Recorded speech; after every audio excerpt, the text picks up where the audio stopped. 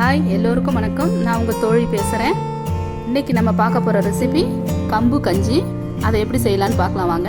அதுக்கு தேவையான பொருட்கள்: 1 கப் கம்பு. பாருங்கள், கம்பை ஊற வச்சு முளைக்கட்டி வச்சுருக்கேன்.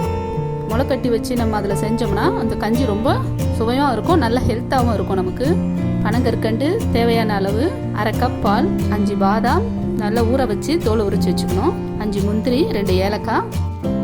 இப்போ நம்ம இதெல்லாம் மிக்சியில் போட்டு நல்லா நைஸாக அரைச்சி எடுத்துக்கலாம். நார்மலாகவே கம்பு ரொம்ப டேஸ்ட்டாக இருக்கும். அதில் நம்ம முளைக்கட்டி இந்த கஞ்சி செஞ்சோம்னா அது இன்னும் ரொம்ப டேஸ்ட்டாக இருக்கும்.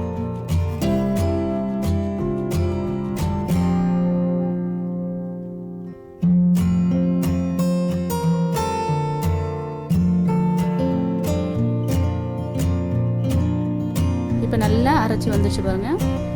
இப்போ பாத்திரம் வச்சு 2 கப் தண்ணி சேர்த்து நம்ம ஸ்டவ் ஆன் பண்ணிக்கலாம்.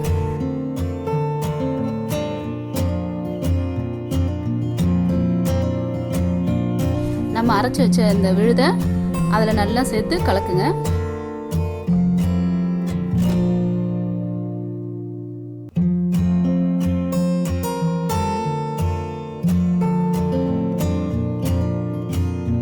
இப்போ அந்த பச்சை வாசனை போன பிறகு நம்ம பனக்கற்கண்டு சேர்த்துடலாம்.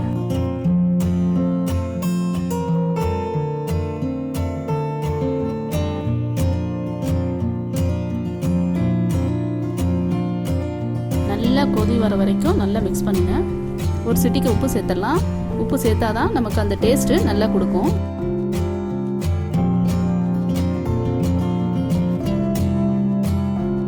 பாருங்க, நல்லா கொதிச்சு கஞ்சி திக்காக வந்துடுச்சு பாருங்க. ஸ்டவ் ஆஃப் பண்ணிட்டு பால் சேர்த்துடலாம்.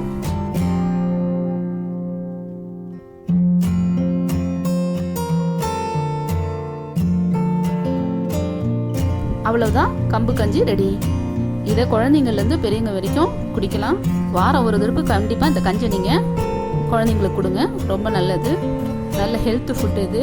இதை உங்கள் வீட்டில் நீங்கள் செஞ்சு பாருங்கள். இந்த ரெசிபி பிடிச்சிருந்தா லைக் பண்ணுங்கள், ஷேர் பண்ணுங்கள், மறக்காமல் சப்ஸ்கிரைப் பண்ணுங்கள். அடுத்த ரெசிபியில் சந்திப்போம். நன்றி.